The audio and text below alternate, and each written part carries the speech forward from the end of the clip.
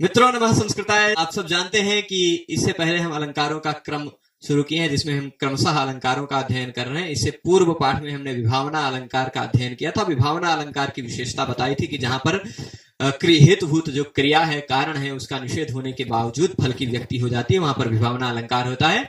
उसी का साक्षात विपरीत अलंकार यह है विशेषोक्ति। इसको देखते हैं। विशेष उक्ति इसमें होती है, विशेषोक्ति में। ठीक है, तो विशेषोक्ति कैसे होगी, इसका क्या लक्षण है, इसके कितने भेद हैं, क्या उदाहरण है, वो सभी भेद उदाहरण इत्यादि के साथ हम विशेषोक्ति अलंकार को पढ़ेंगे। विशेषोक्ति अलंकार के काव्य प्रकाश में 3 भेद बताए गए हैं, 3 भेद, पर साहित्य दर्पण में विश्वनाथ ने इसके 2 भेद बताए। ठीक है, वो 2 ही भेद क्यों बताए हैं अंत में मैं संकेत कर दूंगा, पर जब साहित्य दर्पण को पढ़ेंगे तो उसको भी बताएंगे। यहां पर आप देखिएगा विशेषोक्ति क्या होती है। विशेषोक्ति अखंडेषु कारणेषु फलावचः।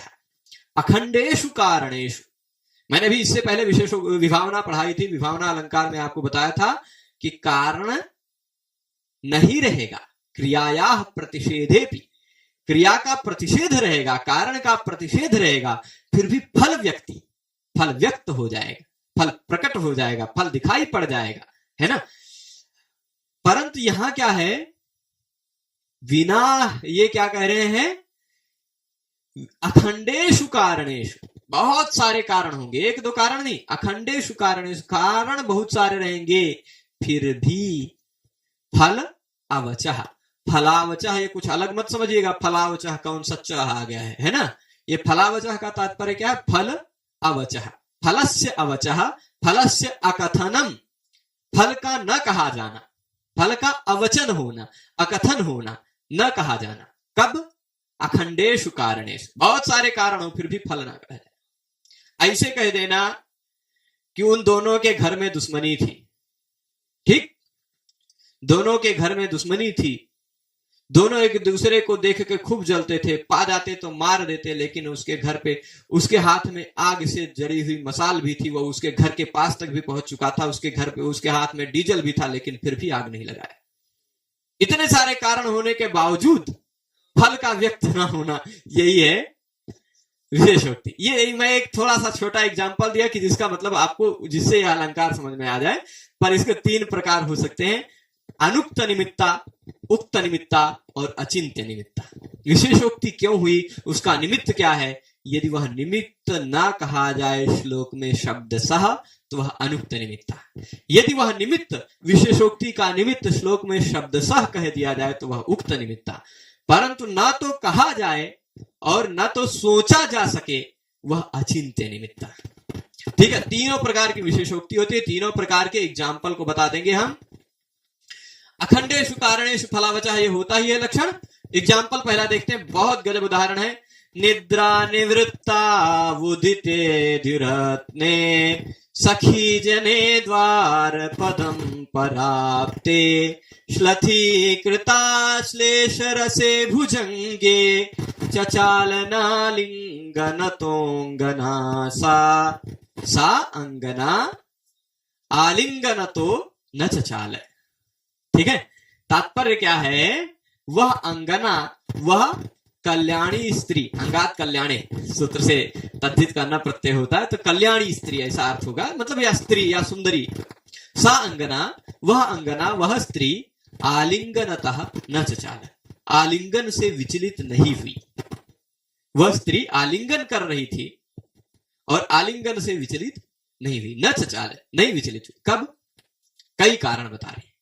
निद्रा निवृत्तौ, नींद खुल गई। हो सकता है भाई रात्रि में एक दूसरे को आलिंगन करते हैं, पर सुबह सुबह हो गया, सुबह नींद खुल गई तो आलिंगन छोड़ देना चाहिए, है ना। यहां कितने कारण बताए जा रहे हैं आलिंगन छोड़ने के, लेकिन फिर भी आप देख लीजिए, निद्रा निवृत्तौ एक कारण हो गया ना, एक कारण कि नींद खुल गई तो आलिंगन से उसको विचलित हो जाना चाहिए था, लेकिन फिर भी सभी जगह जोड़िएगा, सा अंगना, फिर भी वह अंगना थोड़ी स्पेशल है, वो आलिंगन से विचलित नहीं हुई, छोड़ा नहीं, उसने पकड़ के रखा। ठीक है, ये पहला कारण बता दिया। निद्रा निवृत्तौ, नींद खुल गई, विचलित होना चाहिए था, कारण है, फिर भी फल अवचः, फल का कथन नहीं है, फल नहीं। ठीक है, विशेषोक्ति पहला हो गया। उदिते द्युरत्ने, द्यु मतलब द्युलोक, उसका रत्न, द्युलोक का रत्न कौन सा है, सूर्य।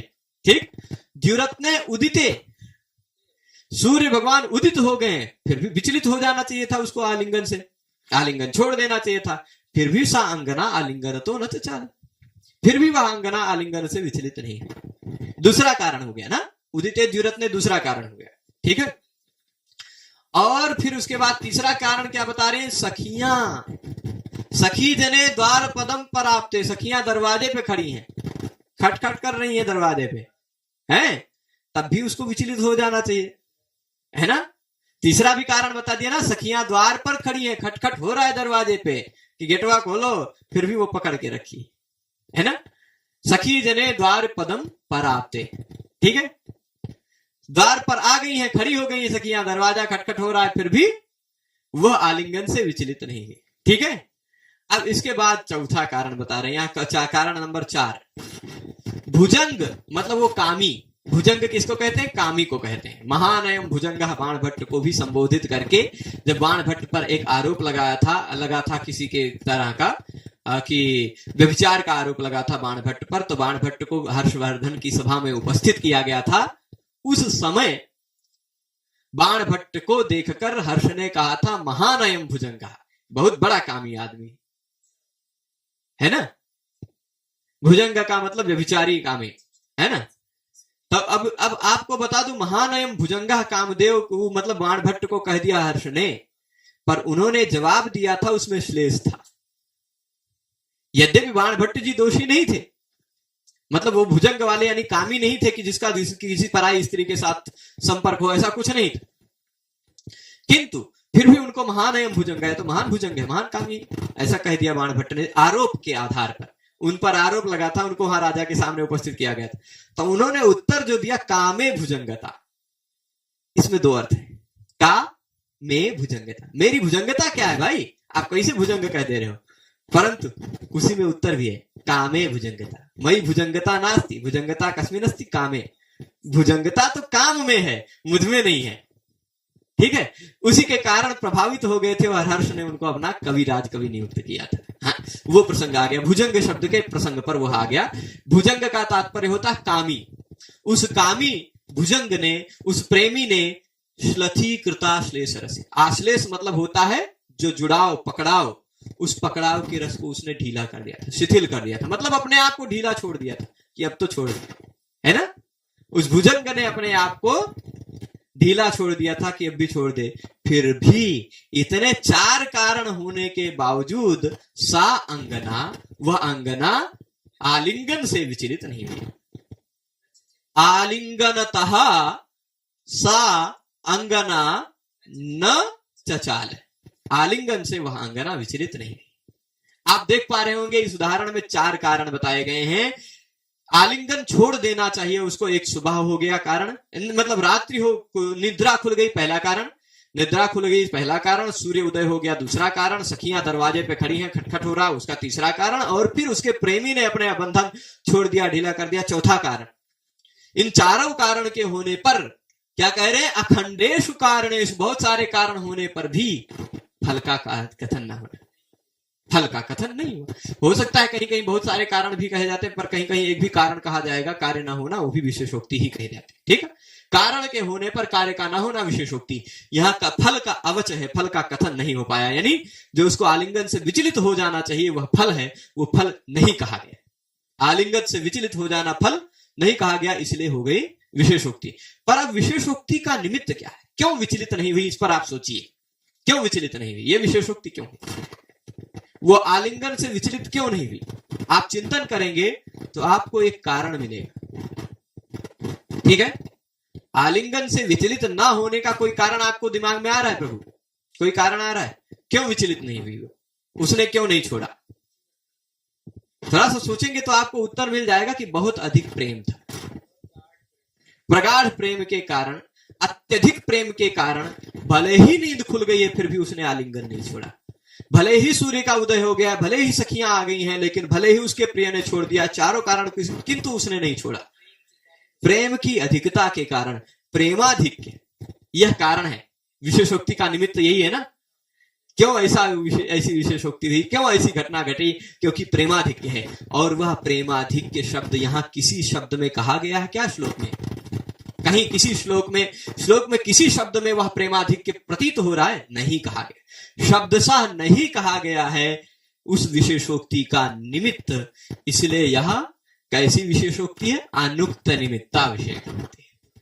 ठीक है, तीनों विशेषोक्तियों के उदाहरण को समझिएगा और तीनों विशेषोक्तियों के उदाहरण में अंतर क्या है ये समझिएगा। ठीक है, यहां पर क्या हुआ? अनुक्त निमित्ता क्यों हुई? क्योंकि विशेषोक्ति के अखंडेषु कारणेषु फलावचा विशेषोक्ति होती, बहुत सारे कारण होने पर फल का न कहा जाना विशेषोक्ति होती। यहाँ बहुत सारे कारण कहे गए कि नींद खुल गई और सूर्य उदित हो गए, सखियां द्वार पर आ गई, उसने अपने हाथ को शिथिल कर दिया, अपने आप को शिथिल कर दिया, फिर भी वह आलिंगन से विचलित नहीं हुई। यह जो का हेतु, यह जो विशेषोक्ति की गई, इसका निमित्त है प्रेमाधिक्य, जो कि श्लोक में किसी शब्द में नहीं कहा गया है, इसलिए अनुक्त निमित्ता विशेषोक्ति।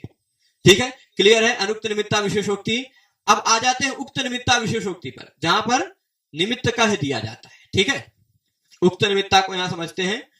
कर्पूरैव दग्धोऽपि शक्तिमान्यो जने जने नमोस्तवार्य वीर्याय तस्मै मकर केतवे। मकर केतु, मकर केतु किसका नाम है आप जानते हैं? कामदेव का। मकरध्वज, मकरध्वज मकर केतु है ना। कहा जाता है कि कामदेव जब अपने रथ पर सवार होकर चलते थे तो उनके रथ में हर एक लोगों के रथ का झंडा, युद्ध भूमि में भी रथों का झंडा होता था। तो कामदेव के रथ के ध्वज की पहचान ही थी मगरमच्छ। अपने अपने रथ में अलग अलग चिन्ह लगाते थे। जैसे कपित ध्वज कौन है? अर्जुन। अर्जुन, क्योंकि अर्जुन के रथ में झंडे में कपि थे, बंदर, इसलिए वो कपित ध्वज है ना। तो इसीलिए उनको कपित ध्वज कहा जाता है ना। तो आप ये इनको क्या कहा गया है? मकर ध्वज या मकर केतन। क्या? मकर केतु, मकर केतु, मकर केतन, मकर ध्वज, ऐसे कई नाम से कामदेव को जाना जाता है। तो तस्मै मकर केतवे नमः अस्तु। ठीक, उन मकर ध्वज कामदेव को नमस्कार है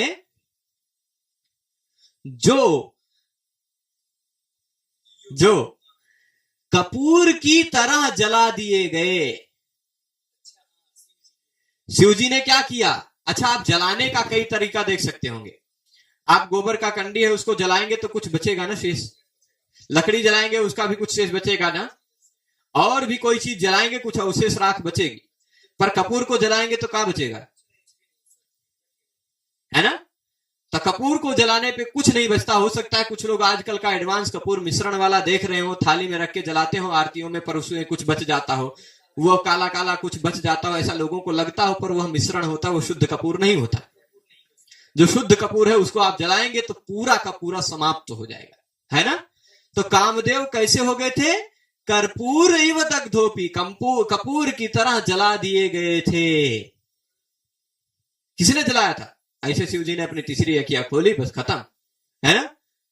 अब सोच लीजिए, कपूर की तरह जल जाए। रस्सी अगर जली नहीं है तो उसमें रस्सी में बल है, रस्सी में ताकत है ना। रस्सी में अगर जली नहीं है तो रस्सी में बल है, उसको आप खींच कर नहीं तोड़ सकते। लेकिन अगर रस्सी को जला दीजिए तो बल क्षीण हो जाता है, खत्म हो जाता है। रस्सी को ऐसे उंगली से भी तोड़ सकते, है ना। तो यानी जो जल जाता है वो बलहीन हो जाता है, शक्तिहीन हो जाता है। रस्सी में जो शक्ति थी वो शक्ति समाप्त हो जाती। अन्य कोई भी पदार्थ जो जल जाता है तो जल जाने पर क्या हो जाता है? शक्तिहीन हो जाता है। कारण है जल जाना, उसका फल है शक्तिहीन हो जाना, है ना। लेकिन कपूर कामदेव जी तो क्या है? जल गए फिर भी शक्तिहीन नहीं हुए। जने जने शक्तिमान। कोई भी संसार में ऐसा व्यक्ति नहीं है जिसमें काम की शक्ति ना हो। जने जने शक्तिमान। इतना खतरनाक है कामदेव कि हमारे शास्त्र तो कहते हैं मात्रा स्वस्रा द्वित्रा व नविविक्ता सनो भवेत बलवान इंद्रिय ग्रामो विद्वान समपि कर्षति, है ना। कि माता बहन और बेटियों के साथ भी एकांत में एक आसन पर नहीं बैठना चाहिए। इतना, क्योंकि इंद्रिय ग्राम इतना बलवान होता है, इतना शक्तिमान है कामदेव, जन जन में शक्तिमान, है ना। यो जने जने शक्तिमान। कामदेव कैसे हैं? जन जन में शक्तिमान है ये कामदेव। पर अब आप सोच लीजिए, इसी इतने में विशेषोक्ति है। विशेषोक्ति क्या है? जो कपूर की तरह जल गया हो, हेतु है, कारण है, उसमें शक्तिहीनता आ जानी चाहिए। फल शक्तिहीनता हो जानी चाहिए, पर शक्तिहीनता रूपी फल नहीं कहा गया। कारण है पर फल नहीं कहा गया। कारणेषु फलावच, कारण होने पर फल का कथन न होना विशेषोक्ति है। कारण है कपूर की तरह जल जाना और फल है उसको शक्तिहीन हो जाना। कारण है पर शक्तिहीन हो जाना फल नहीं है, यही हो गई विशेषोक्ति। पर यह विशेषोक्ति शक्तिहीन क्यों नहीं हुए? इसका निमित्त है क्योंकि उनको शक्तिहीन किया ही नहीं जा सकता, क्योंकि उनको शक्तिहीन किया ही नहीं जा सकता। यह जो निमित्त है, ऊपर वाले श्लोक में निमित्त था प्रेम की अधिकता, वो श्लोक में कहीं शब्दशः नहीं कही जा सकती, कही थी कि वहां पर श्लोक में शब्दशः कहीं भी प्रेमाधिक्य नहीं था, परंतु यहां कामदेव की अवार्य वीर्यता देख लीजिए, अवार्य वीर्याय तस्मै नमः। ये अवार्य वीर्याय शब्द कह दिया गया है। अवार्य वीर्य का तात्पर्य क्या होता है? जिनके वीर्य का, जिनके सामर्थ्य का, जिनके शक्ति का निवारण नहीं किया जा सकता, वारण नहीं किया जा सकता, है ना। अवार्य वीर्य है कामदेव। कैसे हैं? अवार्य वीर्य है, यानी जिनके वीर्य का, जिनके सामर्थ्य का, जिनके शक्ति का वार्य वारण नहीं है, जिनके शक्ति का निवारण ही नहीं किया जा सकता, चाहे शंकर भगवान क्यों ना आ जाए, चाहे पूरी तरह कपूर की तरह क्यों ना जला दे, लेकिन उसकी शक्ति को निवारित नहीं कर सकते। वो कामदेव कैसे हैं? अवार्य वीर्य है।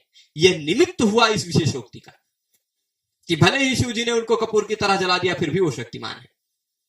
क्यों जन जन में वो शक्तिमान है? फिर भी क्योंकि वह अवार्य वीर्य है, उनके शक्ति का निवारण नहीं किया जा सकता। यह निमित्त शब्द सा कह दिया गया है श्लोक में।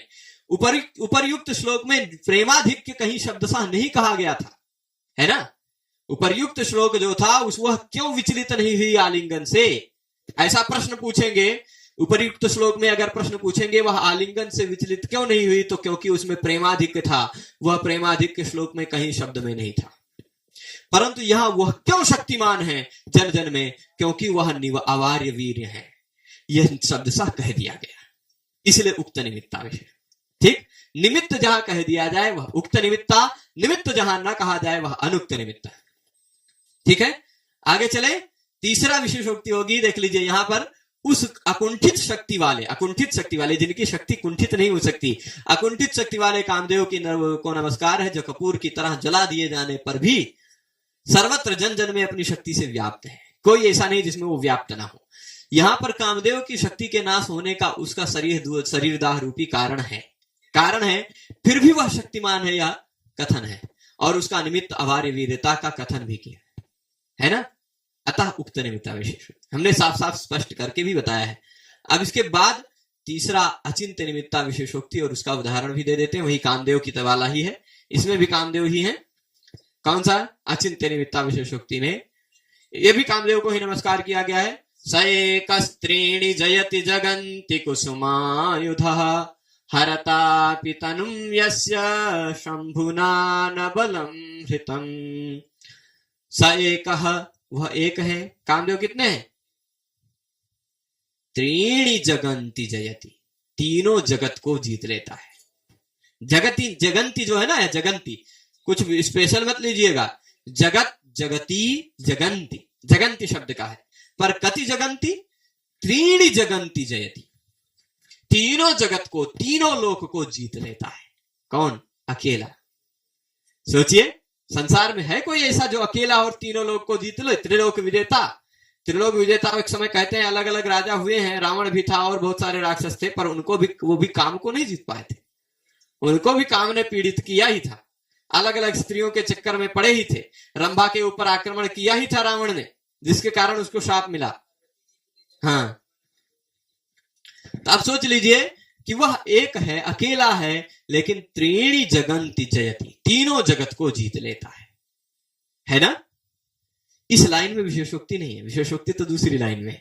ठीक है, सह एकः कुसुमायुधः, वह एक कुसुमायुध है। सोचिए, उसके हथियार भी उतने धारदार नहीं, फूल है। आयुध भी सोचिए कितना विचित्र बात है कि बहुत धारदार हथियार लिया हो, अर्जुन की तरह निशित शर रखा हो, निशित तीक्ष्ण धारदार बाण रखा हो सकता है जीत जाए। हथियार भी बहुत कोमल, फूलों का हथियार लेके चलता है। सोचिए, है ना। कुसुमायुधा, कुसुम को आयुध लेकर, आयुध मतलब जिससे लड़ता है उसका आयुध कैसा है सोचिए, फूल है। फूल रूपी आयुध वाला वह एक कामदेव अकेला, एक को सैनिक नहीं ले जाता, सोचिए तो, केवल अकेला, और हथियार भी बहुत कमजोर लेके चला जाता है, लेकिन फिर भी तीनों लोक जीत लेता है ना।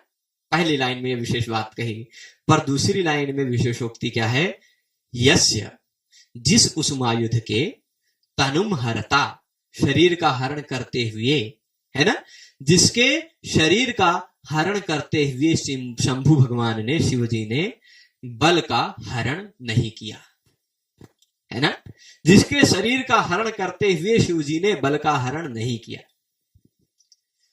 अब यहां दूसरे तरह से कहा गया, इससे पहले वाले उदाहरण में दूसरे तरह से कहा गया कि वो उसको शिव जी ने जला दिया कपूर की तरह, फिर भी उसकी शक्तिहीनता नहीं हुई, ऐसा कहा था।